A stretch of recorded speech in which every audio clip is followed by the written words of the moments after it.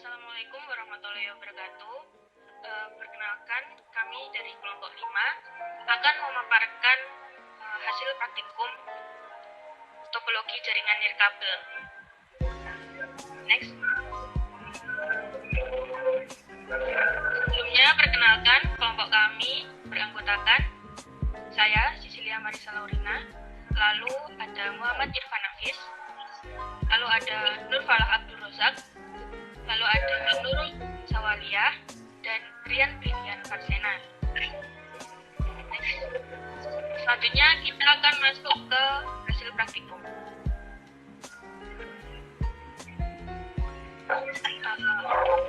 Yang pertama yang kami peroleh yaitu jumlah akses point yang bertempat pada instansi PKBM Sejati Kudus. Jumlah akses point yang ditemukan terdapat 4 buah. Lalu untuk hasil praktikum selanjutnya akan dipaparkan oleh rekan saya. Oke. Denah dari praktikum yang kami teliti yaitu di instansi PKBM Sejati Kudus. Nah, berikut adalah denahnya. Ada ruang utama, halaman depan, ruangan 1, ruangan 2, ruangan 3, kemudian ada library, terus kamar mandi. Nah, itu ada keterangan, ada satu pintu, ada 2 pintu, terus ada akses point. Nah, akses point sendiri berada pada ruangan utama sama pada library.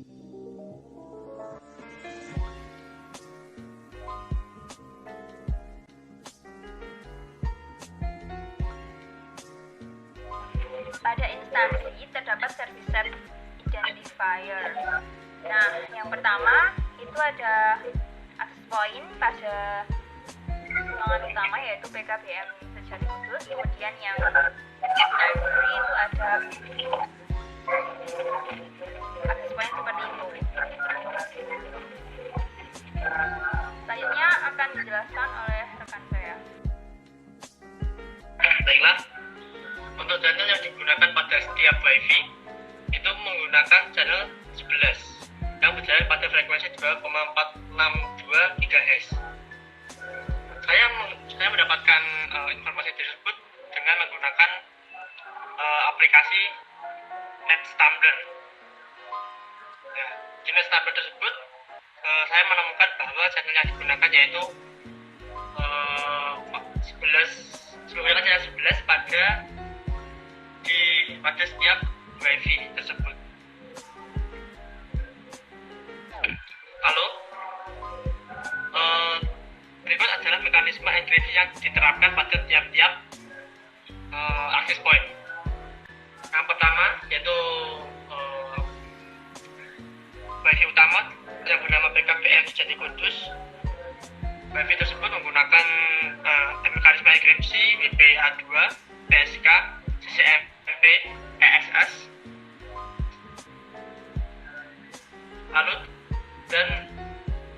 ada PKBM Sejati Kudus 2 yang menggunakan SK, TKIP, dan TKIP plus CCMP.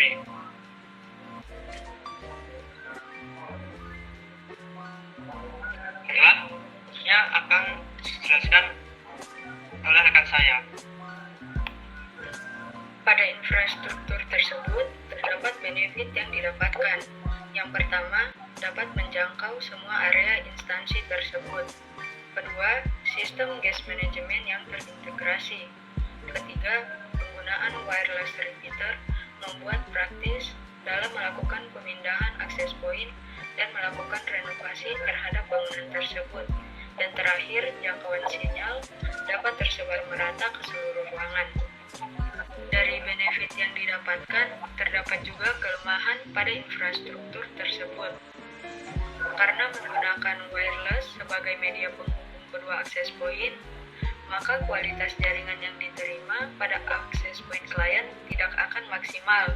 Dan apabila adanya cuaca yang buruk atau adanya interferensi jaringan dari luar, kualitas jaringan akan menurun.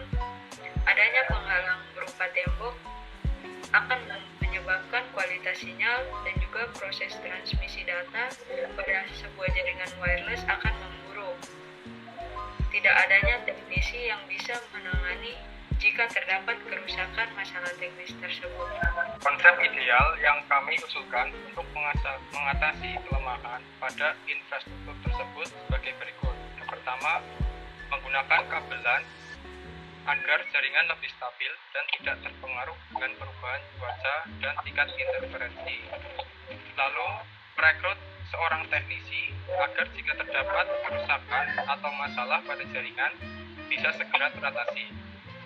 Selanjutnya akan dijelaskan rekan saya.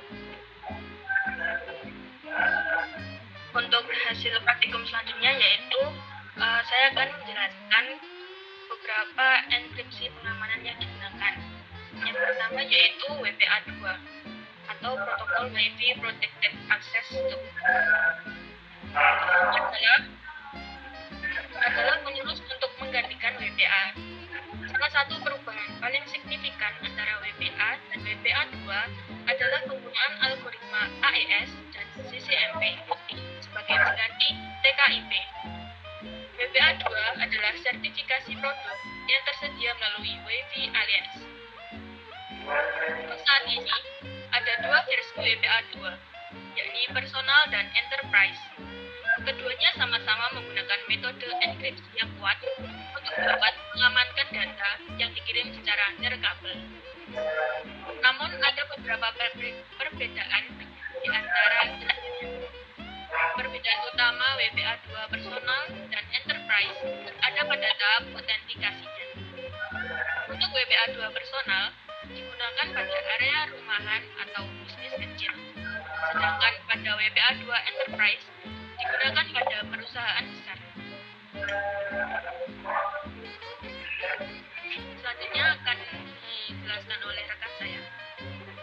Selanjutnya yaitu PSK atau Preset G adalah pengaman jaringan nirkabel dengan menggunakan metode PSK jika tidak ada autentikasi server yang digunakan.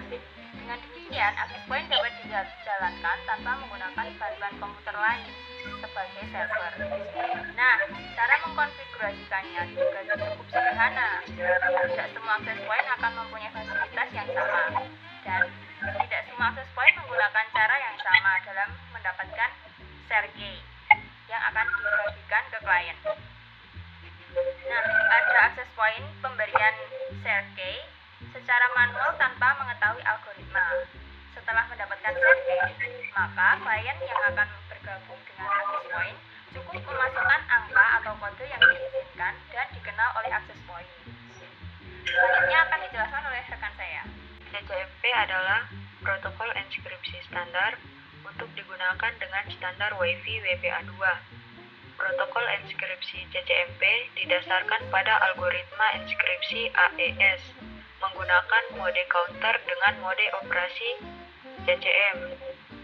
Mode CCM sendiri adalah mode generik yang dapat digunakan dengan algoritma enkripsi berorientasi blok apapun.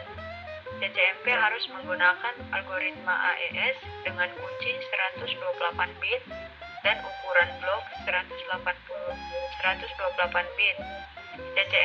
CCM menyediakan parameter lain, K, M, dan L, yang harus memiliki nilai untuk K sama dengan 16, untuk M 8, dan untuk L nilainya 2. CCM membutuhkan kunci temporal baru untuk setiap sesi. CCM juga memerlukan nilai nonce unik untuk setiap frame yang dilindungi oleh TK tersebut. Dan CCMP menggunakan nomor paket PN 48 bit. Untuk tujuan ini, penggunaan kembali nomor paket PN dengan TK yang sama membatalkan semua jaminan keamanan. Selanjutnya adalah mekanisme enkripsi ESS. ESS singkat adalah panjangan dari Extended Service Set. Nah,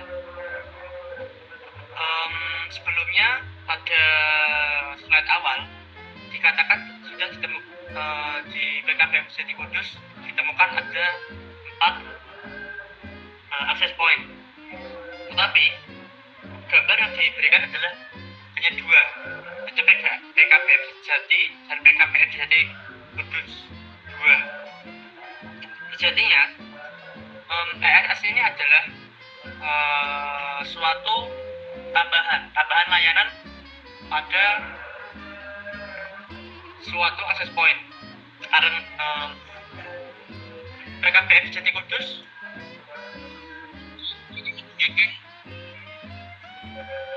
mereka menggunakan layanan TV kabel dan juga telepon kabel.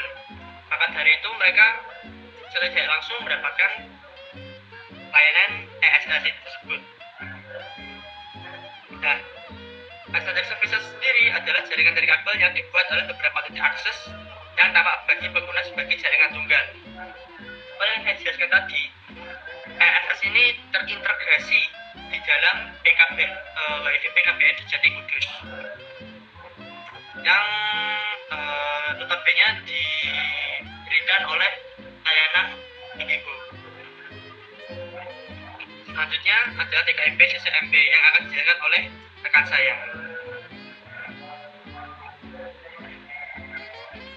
Mekanisme enkripsi TKIP plus CCMP berarti dalam WiFi tersebut langsung menerapkan dua protokol enkripsi sekaligus, yaitu TKIP dan CCMP, di mana TKIP merupakan sebuah protokol enkripsi WiFi yang banyak digunakan pada perangkat-perangkat lama. Sedangkan CCMP sendiri merupakan protokol enkripsi pada WiFi 2 yang jauh lebih aman dibandingkan dengan TKIP. Dengan menggunakan enkripsi TKIP plus CCMP, apabila perangkat yang kita gunakan merupakan perangkat lama dan tidak mendukung enkripsi CCMP yang merupakan enkripsi terbaru, maka akan digantikan dengan enkripsi TKIP.